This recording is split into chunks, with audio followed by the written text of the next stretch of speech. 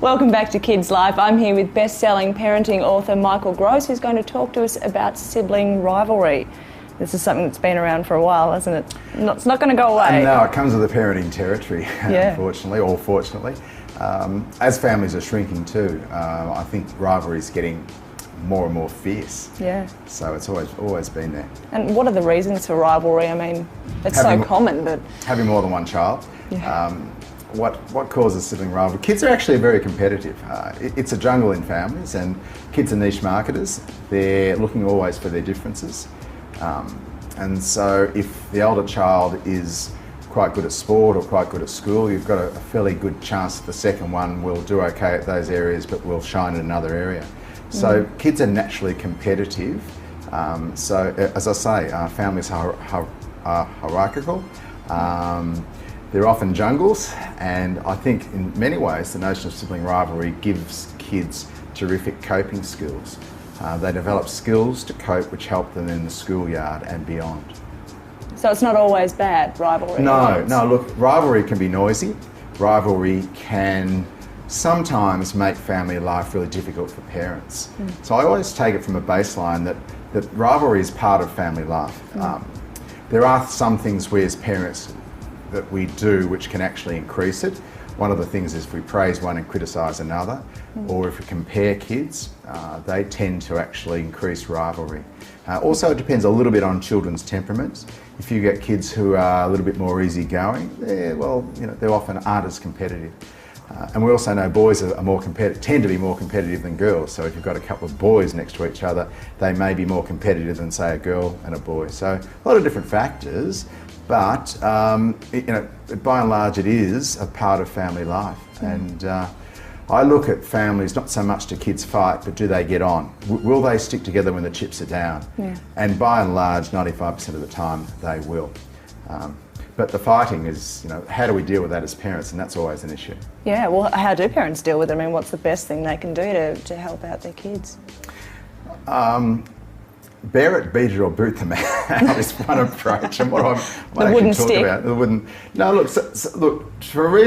To some degree, there's always going to be arguments and conflict, and to some degree, I think we need to just bear with it to a degree. Secondly, we can actually move into another area, or third, boot them out. Fighting's out, fight outside. Now that's one approach.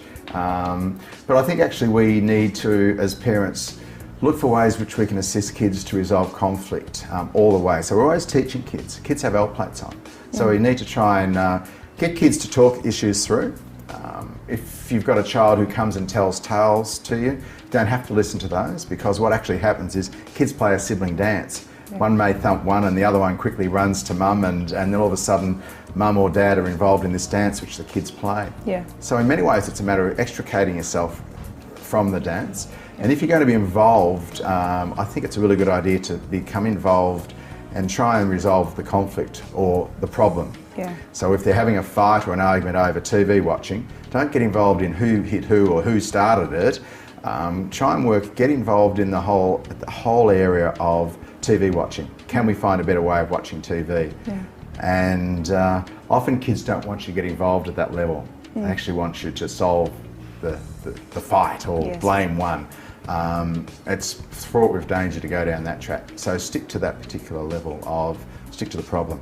Yeah. The other thing which is useful for parents is actually to provide regular either family meetings or forums where you can actually sit down and talk this stuff through with kids. Only start that at the age of 5, and it's sort of like teaching kids how to fight fairly. Okay. So there are some things we can do as parents to not so much reduce rivalry, but to teach kids how to resolve conflict well. And that's a real life skill. What we want our kids to do is to resolve conflict, see the other side of the story, see their place in the story, and use verbal skills rather than physicality to solve their problems. Yeah. So what they learn, they'll take from the house and into other life. That's exactly right. It's a fantastic life skill.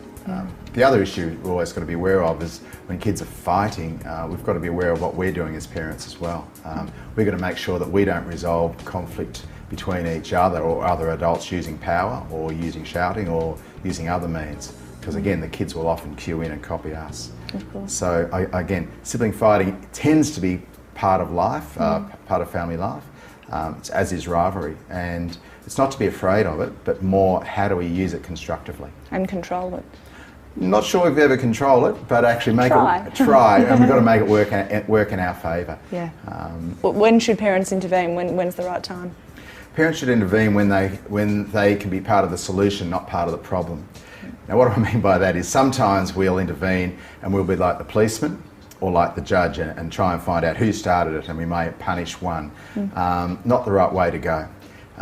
We need to become involved if we can actually help them solve the problem which they might be fighting over, or help them learn how to solve problems. So it might be sitting down and trying to, what I call, develop a sense of other. So I teach kids how to fight fairly, which is it's a bit like a sporting game. You don't play the man, you play the ball, not the man. So we don't call each other names. We stick to whatever the problem is, and if it's about TV watching or sharing the toys or whatever it is, that's what we talk about. And we try and see things from a different person's point of view, try and get some sort of solution, and then agree to it, and then move on. And so that's a little process which we can have. Yeah, absolutely. Does the fighting tend to be physical, or is it psychological? Does it change from boys to girls or age groups? Boys are often far more physical, because boys will convert their feelings to movement. So when they're unhappy with each other, often they can do it in physical ways, as most parents will know. They're often like puppy dogs. And girls will often be far more verbal, particularly as they move into adolescence, when they know the trigger points of their siblings, and they will actually they will really point out those weaknesses. So it can be quite verbal and quite nasty, actually, which I've experienced in my own family. And what about age group? I mean, is there a certain age where kids will grow out of this, or where it's most prevalent? Often it's very physical, and it's about territory when children are under 5, and parents will sort of notice that it's about, these are my toys, or it's about sharing. And parents need to be, a lot of teaching needs to happen in the early years. When they move into primary school, it can be quite noisy. It's quite noisy, and often it will shift around the house. And I think a great strategy which parents can have then is to have what I call bedroom etiquette, where kids can actually go into their bedroom and feel safe. And so it's about teaching kids then that you've got a choice to fight. You've got a choice then how you resolve your conflicts, and you don't have to stay here and argue with your brother or sister. You can beat it, or go to your room, or go to another part of the house and be safe. So it's about teaching kids about choices. And as we move into adolescence, fighting can be quite, particularly with girls. We know that the fighting changes in adolescence, and often boys are more easygoing as they move into adolescence, fighting-wise, except when girls are concerned. And often it becomes very, very verbal, very heated, and can become quite nasty. And what happens in adolescence is kids start to make choices about whether they're going to get on with their sibling or not. Before adolescence, we sort of got to do this because mum and dad say we do. As they move into adolescence and become more their own person, then they'll start to make choices. And for a while you might find that you've got 14, 15-year-olds who actually will not get on, and I choose not to get on with my sibling. It usually is when they become 18, 19, start to leave school, and they move into adulthood, then they'll form relationships on their own terms. All right, Michael, that was great advice. Thank you for your time. That's a pleasure.